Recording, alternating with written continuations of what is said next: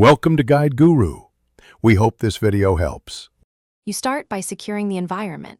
Place the crib away from standing water and open doors. Once done, drape the net over the mattress and align corners with the crib frame. Fasten top center first so the net hangs evenly, then attach 4 corner ties. Make sure fabric falls straight without gaps near the mattress. You do this now because an even hang prevents gaps where insects can enter and keeps the net from touching your baby's face. Once the net is hanging, tighten the sides so it won't sag onto the mattress. Sagging lets insects reach your baby.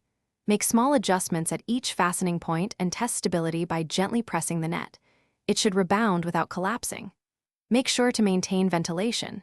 Keep a 1/2 1-inch clearance where the net meets the mattress for airflow. If using a fitted type, pull elastic evenly around corners and retie any loose knots to hold the shape.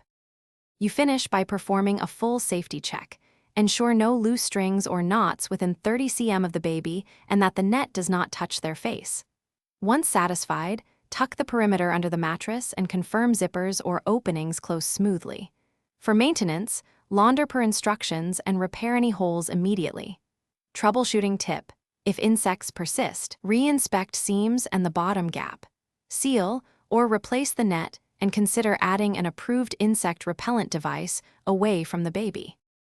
Thanks for watching. Consider subscribing if we helped you today.